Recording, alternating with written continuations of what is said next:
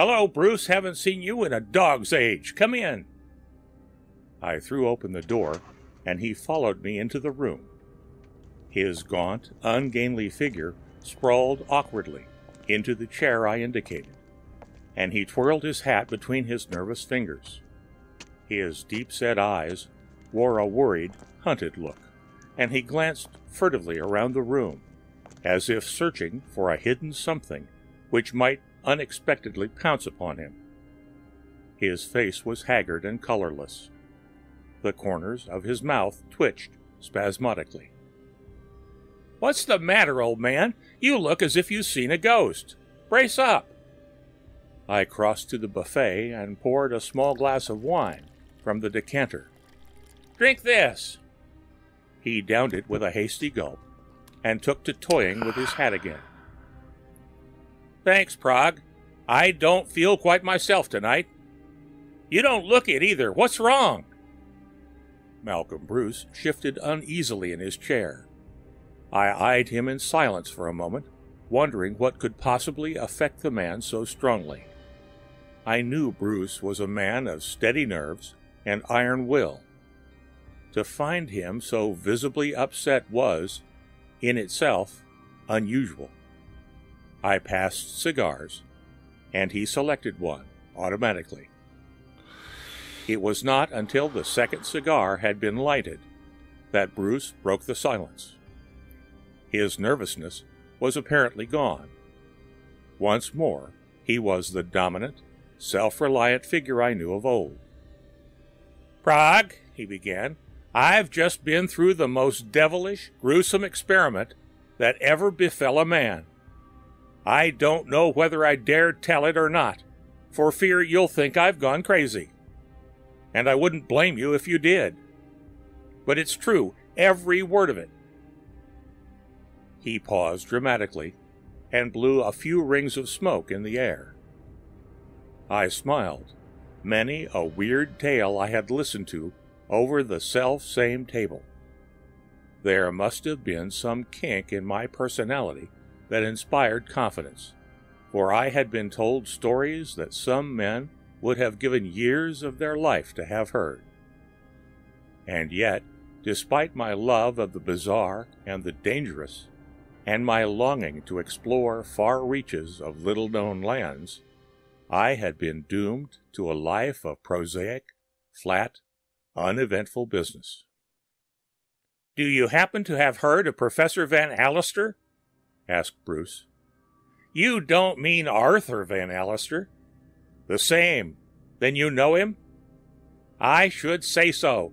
Known him for years, ever since he resigned as professor of chemistry at the college so he could have more time for his experiments. Why, I even helped him choose the plans for that soundproof laboratory of his on the top floor of his home. Up to a year or so ago, we were pals. Then he got so busy with his confounded experiments, he couldn't have any time to be chummy. You may recall, Prague, that when we were in college together, I used to dabble quite a bit in chemistry?" I nodded, and Bruce continued. "About 4 months ago, I found myself out of a job. Van Alstyr advertised for an assistant, and I answered. He remembered me from college days, and I managed to convince him I knew enough about chemistry to warrant a trial. He had a young lady doing his secretarial work, a Miss Marjorie Purdy. She was one of those strict attention to business types, and as good-looking as she was efficient.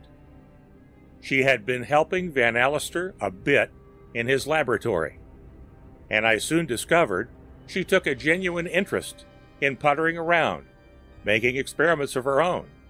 Indeed, she spent nearly all her spare time with us in the laboratory.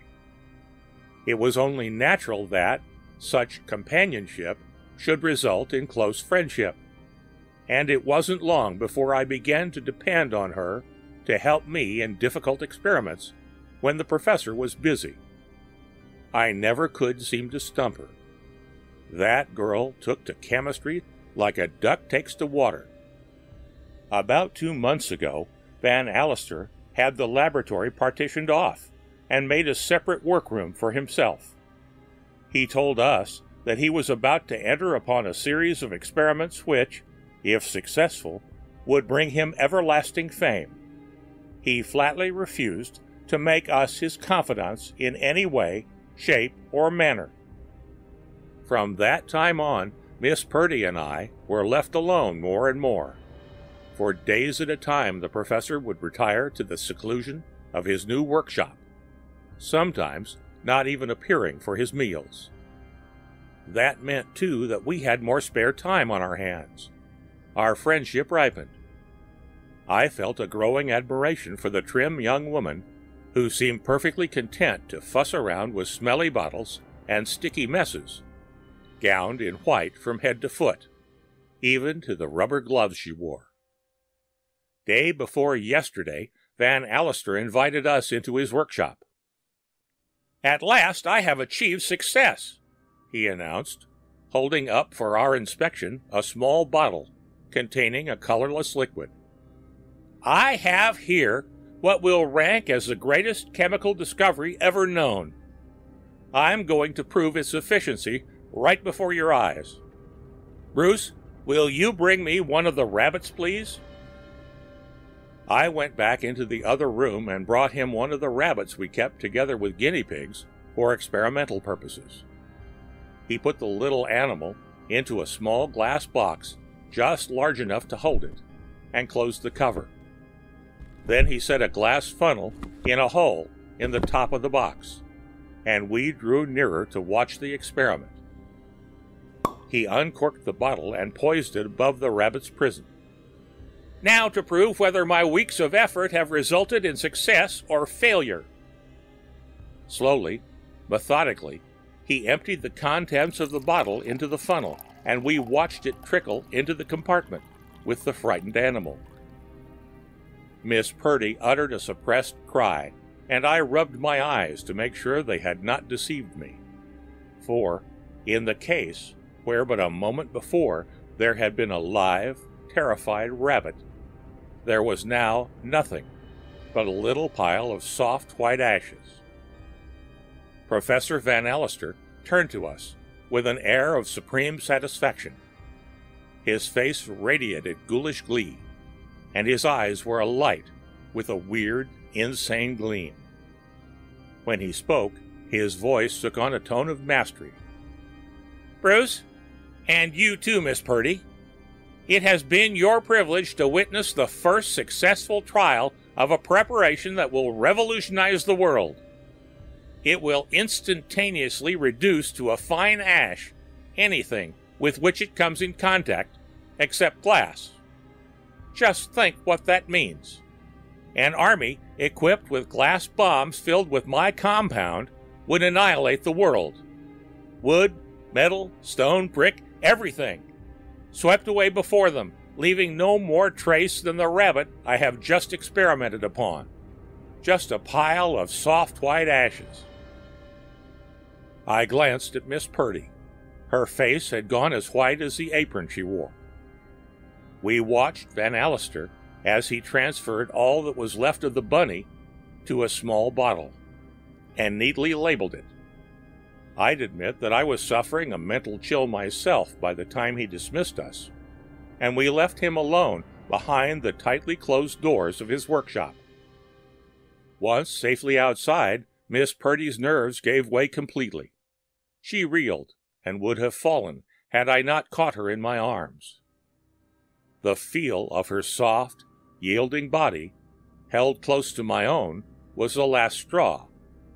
I cast Prudence to the wind and crushed her tightly into my breast. Kiss after kiss I pressed upon her full, red lips until her eyes opened, and I saw the lovelight reflected in them. After a delicious eternity, we came back to Earth again, long enough to realize that the laboratory was no place for such ardent demonstrations. At any moment Van Alstyr might come out of his retreat, and if he should discover our love-making in his present state of mind, we dared not think of what might happen. For the rest of the day I was like a man in a dream. It's a wonder to me that I succeeded in accomplishing anything at all. My body was merely an automaton, a well-trained machine, going about its appointed tasks, while my mind soared into faraway realms of delightful daydreaming. Marjorie kept busy with her secretarial work for the rest of the day, and not once did I lay eyes upon her until my tasks in the laboratory were completed. That night we gave over to the joys of our newfound happiness. Prague, I shall remember that night as long as I live. The happiest moment I have ever known was when Marjorie Purdy promised to become my wife. Yesterday was another day of unalloyed bliss. All day long my sweetheart and I worked side by side. Then followed another night of lovemaking. If you've never been in love with the only girl in the world, Prague, you can't understand the delirious joy that comes from the very thought of her. And Marjorie returned my devotion 100-fold. She gave herself unreservedly into my keeping. Along about noontime today, I needed something to complete an experiment, and I stepped over to the drugstore for it. When I returned, I missed Marjorie. I looked for her hat and coat, but they were gone. The professor had not shown himself since the experiment upon the rabbit, and was locked in his workshop. I asked the servants, but none of them had seen her leave the house, nor had she left any message for me. As the afternoon wore on, I grew frantic. Evening came, and still no sign of my dear little girl. All thought of work was forgotten. I paced the floor of my room like a caged lion. Every jangle of the phone or ring at the door bolstered up my faltering hopes of some word from her, but each time I was doomed to disappointment. Each minute seemed an hour, each hour an eternity. Good God, Prague, you can't imagine how I suffered. From the heights of sublime love, I mentally plunged into the darkest depths of despair. I conjured visions of all sorts of terrible fates overtaking her. Still, no word did I hear.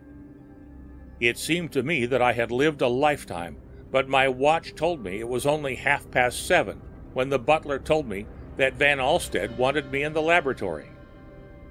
I was in no mood for experiments, but while I was under his roof, he was my master, and it was for me to obey.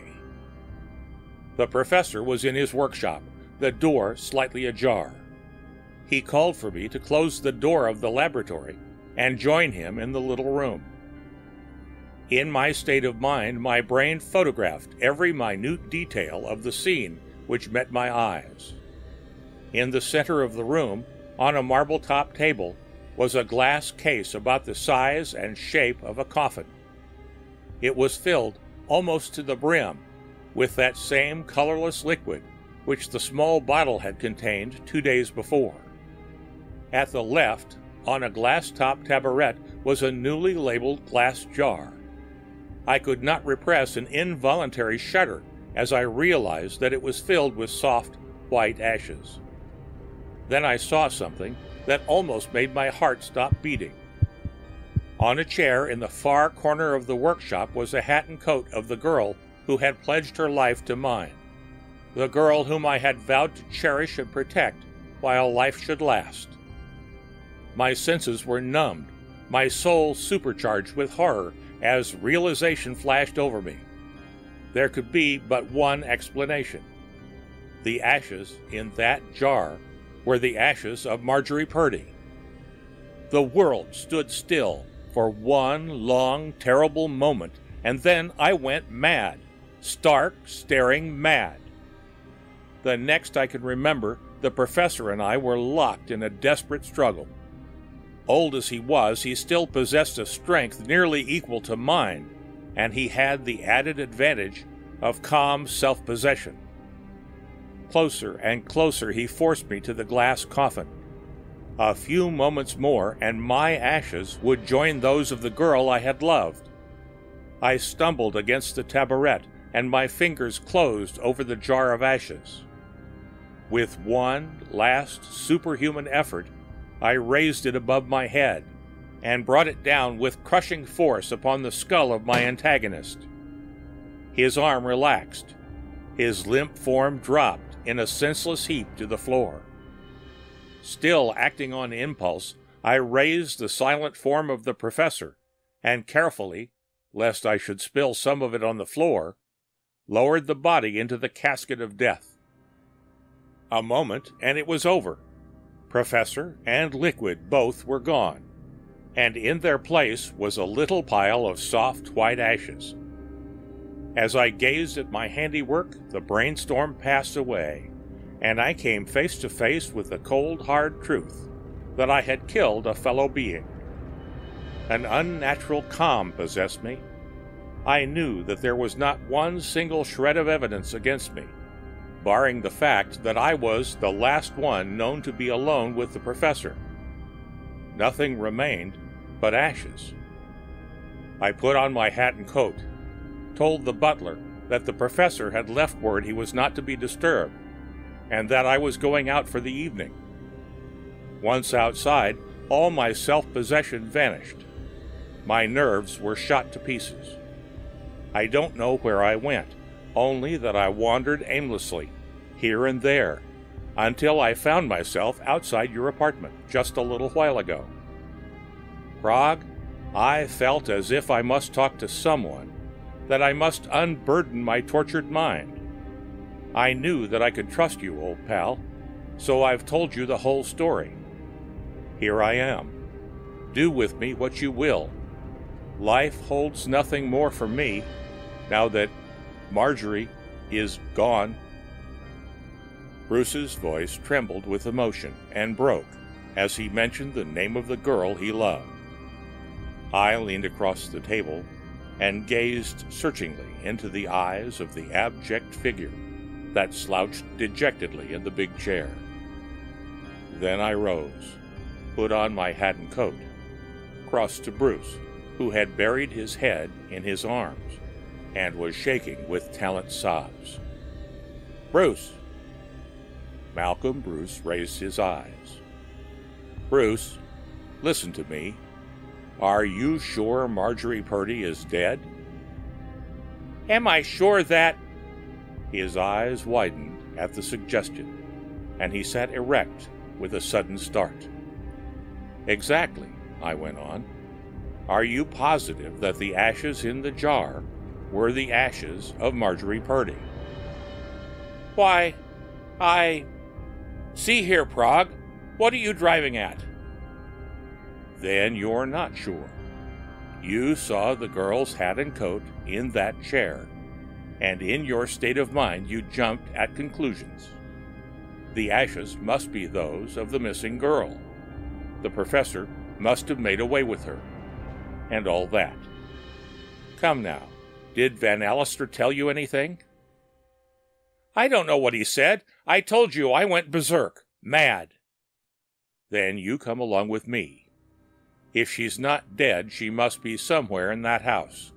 And if she is there, we're going to find her."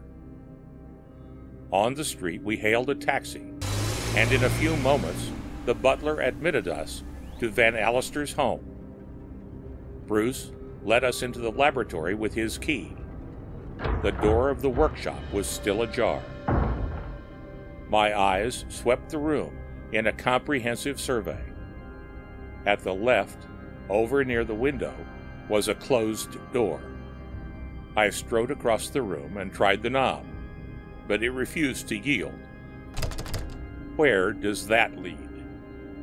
"Just an anteroom where the professor keeps his apparatus." "All the same, that door's coming open," I returned grimly. Stepping back a pace or two, I planted a well-directed kick upon the door. Another, and still another, and the framework around the lock gave way. Bruce, with an inarticulate cry, sped across the room to a huge mahogany chest. He selected one of the keys on his ring, inserted it in the lock, and flung back the cover with trembling hands. "Here she is, Prague! Quick, get her out of there where there's air!" Together, we bore the limp figure of the girl into the laboratory. Bruce hastily mixed a concoction, which he forced between her lips. A second dose, and her eyes slowly opened. Her bewildered glance traveled around the room, at last resting on Bruce, and her eyes lighted with sudden, happy recognition. Later, after a few moments of reunion, the girl told us her story. After Malcolm went out this afternoon, the professor sent word for me to come into the workshop. As he often summoned me to do some errand or other, I thought nothing of it, and to save time, I took my hat and coat along. He closed the door of the little room without warning, attacking me from behind.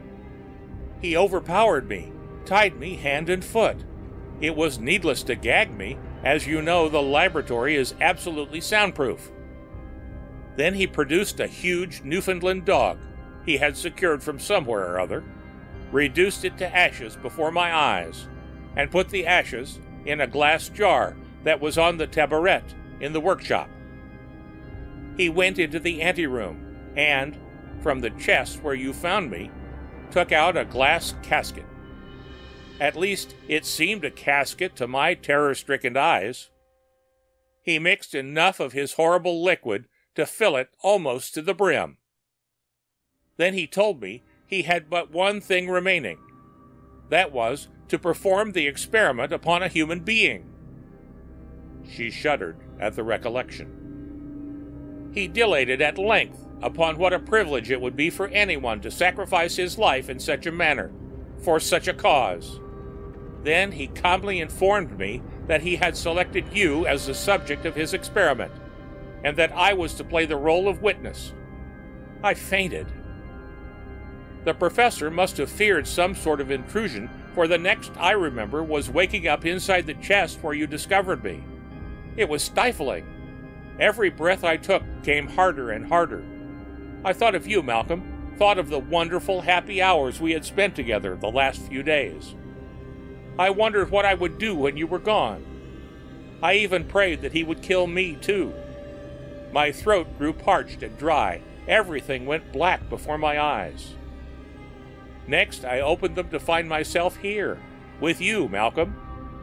Her voice sank to a hoarse, nervous whisper. Where is the professor? Bruce silently led her to the workshop. She shivered as the coffin of glass came within her range of vision. Still silently, he crossed directly to the casket, and, taking up a handful of the soft white ashes, let them sift slowly through his fingers. The end of Ashes by C. M. Eddy, Jr.